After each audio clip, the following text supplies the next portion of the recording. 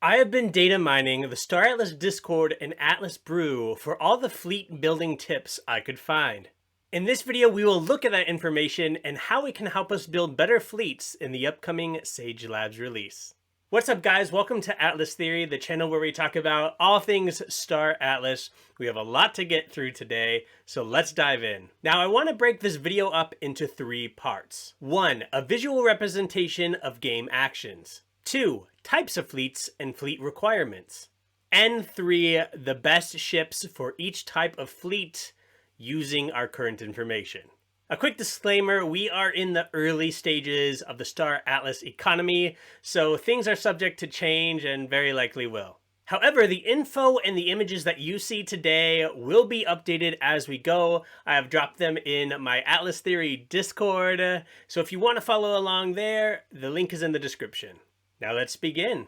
I've created this image that you see on screen for those of you who are like me, who are visual learners. This is a very, very basic outline of Sage Labs game actions and kind of the fleets we will need to complete those actions. So let me point out the 4 main areas. Again, this is not an actual representation of the Sage Labs map. It's just helping me piece together what we'll be doing in Sage Labs. So on the upper left, you see the Central Space Station. Like the name implies, this is the area of focus, guys. This is where you start your journeys. This is where you end your journeys to get your materials and resources out into the Star Atlas marketplace. Everything flows in and out of Sage Labs through the Central Space Station. Now you'll see in the lower left-hand side, I have placed an image of a crew member, both here and at the starbase that we'll get to next. This crew member represents a place where you can craft materials and store inventory. And speaking of that, moving over to the starbase, that's exactly what a starbase does. Starbases are going to be spread out through the Gaia map in Sage Labs, and we'll be able to store items there, we'll be able to craft there. They'll become like our new bases as we move further and further out into space. Now on the bottom right are asteroids, and these are also going to be spread across the map. Now these are the places where you can mine raw materials. You will need these materials for crafting. And lastly, this blue thing over on the lower left, this is the best image I can find to represent SDUs, which we'll be scanning for. SDUs are non-craftable items that are used for redeeming ship assets and part of the golden ticket recipe. So these are super, super important as well. Now, when talking about Sage Labs, there are 3 main game actions we talk about. That's mining, crafting, and scanning. However, there is one more I want to add, and that is transportation.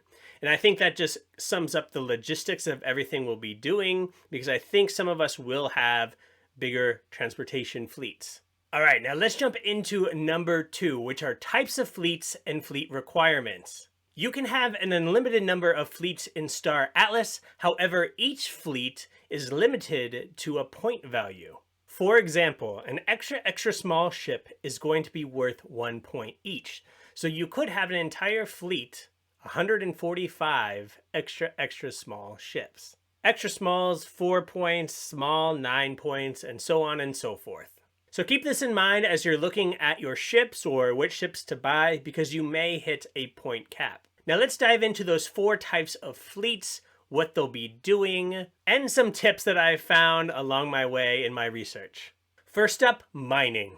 Now, the purpose of a mining fleet is to travel to asteroids for resource extraction. After you've mined these resources, you're going to take them back to a starbase or a central space station.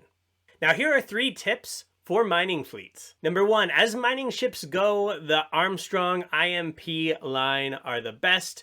The Armstrong ships only consume food and fuel, which is a big advantage. Tip number 2, fighters, bombers, and bounty hunter ships have mining boosts.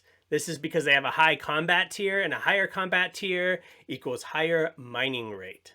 Tip number 3, it's not a bad idea to have a freight ship in your fleet for extra cargo. Now you could also just include ships that have cargo modules. Those are also boosts for, an entire well-rounded mining fleet. Crafting. All right, now the purpose of a crafting fleet is to either remain docked at a central space station where you'll use your crew in crafting processes, or to travel to a starbase where you'll do the same. Now, the more crew you have, the faster you will craft. There is a cap on that we can get into in another video. 2 tips of crafting I have for you today is fleet/ship strategy largely depends on the amount of R9 being deposited at the station. So what this means is, just like we talked about with the mining fleet, the mining are at these asteroids, right, gathering raw resources, which we call R9. They're going to bring these back to the starbase or the central space station, where you'll have your crafting fleet assigned to crafting certain materials and components. I know some of you, like myself, may not have large fleets, so our mining and crafting fleets might be the same. You don't have to have separate fleets for all of these.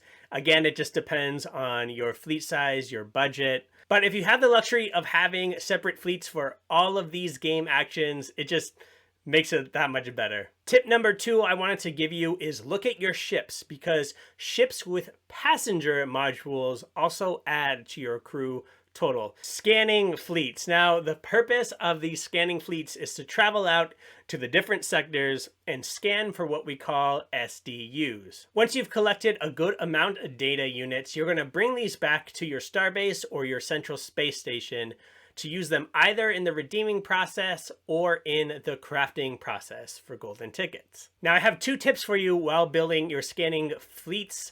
Number 1, small ships with cargo modules are best. I want to add that maybe small ships with cargo and fuel modules are best, just to give you extra time out scanning. Those are what I'm looking at while building my fleet. Tip number 2, there is a cap for the amount of SDUs you can find per scan, and that is 10. Now, your ship size also has an effect here. For example, the extra small, when they scan, they could find 1 SDU. Right? So you really want to optimize for that 10 SDUs per scan. For example, if you had 30 extra small ships, it might be best for the scanning purposes to break those up into 3 fleets, 10, 10, 10, since the max number of SDUs per scan you can get are 10.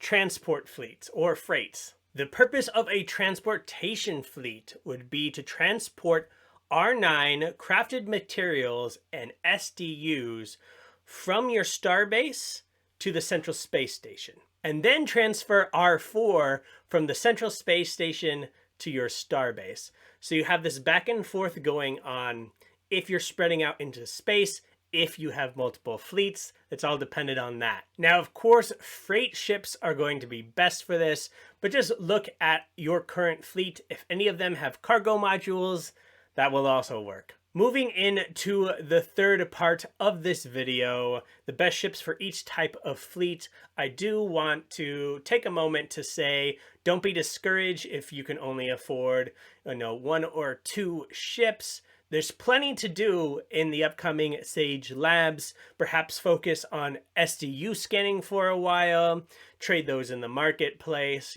build up, buy more ships. It's going to be a grind, I think. All right, the best ships for each type of fleet. Again, I'm going to put this document in the Atlas Theory Discord, link down below. I want this to be a living document as we get more information. For example, what we looked over today from the Star Atlas Discord, from Chipdo, I have to put in here now because that's a new piece of information. But I am all the way through medium ships currently, just looking at the names, the modules, the specs, the crew amount, and then the bonuses. So let's just look at extra small and extra small and see what I've done. So what I've done here is, you can see I've added on the right hand side bonuses for both the Ecos Unabomber and the Pierce X4. Now, I did this because it's a fighting class and a bomber class, and like I talked about earlier, those two both up the mining rate. Now you could see the 3 other ships here are racer ships and currently don't have a bonus that I've found, although I have to look if the Opal Jet has a scanning array, because if so, that'll get, a boost for scanning. Now, Atlas Theory, what am I going to do with my racing ships? Now, I actually like that they, according to my current information, don't have a clear bonus. And that's because they already have upcoming utility. And that's in the upcoming Showroom 2.2, where we're going to have competitive racing. Also, extra small ships are generally cheaper, right? So if you have a good amount of them, you can add those to your crafting bonuses on the Central Space Station or the Starbase. Now let's look at the extra small ships. As you see, there's a lot of freight, there's a few SDU, and there's mining. And I think that these ships, some of them have the bonuses, some of them I just think will be useful there. Let's just take a look at them. We have the Calico Max Hog. That's a transport. It has 2 cargo slots. Awesome. That's great for freight, for that transport fleet, right?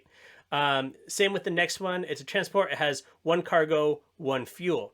Now, I put that it is good for freight there because cargo and fuel is great, especially if you're traveling long distance between your starbase and your Central Space Station. But I also think it's cool for SDUs because it gives you the extra fuel to get to more sectors, right? So you can scan more.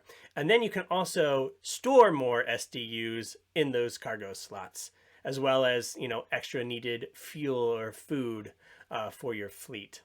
Well, guys, I hope you found this video useful. If you have further tips or information I didn't get to, please leave them down in the comment section or in the Discord so that I can give you guys the best updated information possible. Let me know your Sage Lab strategy and what fleets you're going to build. I'll share some of mine as well. We're just gearing up into a really fun time, so I'm excited to share this journey with you guys. If you'd like, hit that subscribe button. Don't miss out on any of the videos or upcoming live streams. If you want to learn more about Star Atlas, please watch one of these following videos. I'll see you guys next time, and may the blessings of Iris be upon you.